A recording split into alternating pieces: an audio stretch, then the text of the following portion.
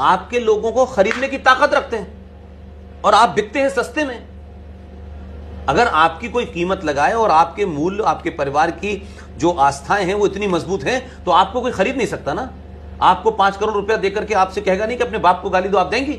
लेकिन अगर आपके आस्थाएं, मूल्य, परंपराएं और सरोकार कमजोर होंगे तो कोई भी खरीद लेगा आपको। हिंदू बिकता है सबसे पहले, इसलिए दिल्ली में 1 महीने का बिजली का बिल 2 रुपए किलो चावल मिलने से हमने सत्ता में बिठा दिया। अब वो हज हाउस बना रहा है, अब वो मुसलमान मौलवियों को तनख्वाह दे रहा है, अब रोहिंग्या मुसलमानों को बसा रहा है। तो आप चिल्ला सकते हैं, तो भी वोट तो हिंदुओं ने दिया था। क्या सारी 70 सीटें जो दिल्ली की हैं वो मुसलमानों की वजह से जीत गया? वो 2, 4, 5 सीटें जीता होगा। तो हिंदू कौन सा हिंदू? तो कौन सा हिंदू को आप कहेंगे कि ये राष्ट्र के प्रति समर्पित है? ये नहीं है। हिंदू बिकता है। मैंने कहा ना, हमारी औकात इस देश में 2 रुपए किलो चावल से ज्यादा नहीं है। हम अपने आप को महान दिखाएं, बहुत परोपकारी दिखाएं।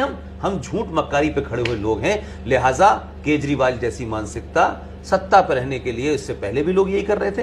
इसीलिए इस देश में माइनॉरिटी कमीशन बना, इसीलिए इस देश में वक्फ प्रॉपर्टी एक्ट बना, इसीलिए इस देश में स्ट्रक्चर कमीशन बना, इसीलिए इस देश में एजुकेशन बोर्ड ऑफ मुस्लिम बना, इसीलिए इस देश के संविधान में धारा 14 का उल्लंघन करके धारा 25 से 30 दी गई। वो दलालों की कमी नहीं है। हिंदुओं में सबसे ज्यादा दलाल मिलते हैं, हिंदू जल्दी बिकते हैं। इसलिए आज की पीढ़ी के सामने सवाल यह है कि हम किसके साथ खड़े हों। इसलिए मैं ये मानता हूं कि एक कई लंबे समय के बाद, 700-800 साल के बाद पहली बार भारत के नौजवान हिंदुओं ने अपने हिंदू होने पे नफरत नहीं है, कॉम्प्लेक्स नहीं है, उन्हें गर्व हुआ है।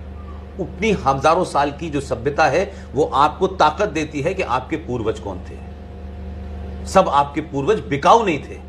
लेकिन इतनी लंबी मेहनत के बाद जो आज की जनरेशन में लोग आ रहे हैं, उस वजह से एक नया नैरेटिव हो रहा है। इसलिए आज आप ये सवाल पूछ रही हैं। 10 साल पहले तो ये सवाल भी नहीं लोग करते थे, एमयू के बारे में जानते ही नहीं थे।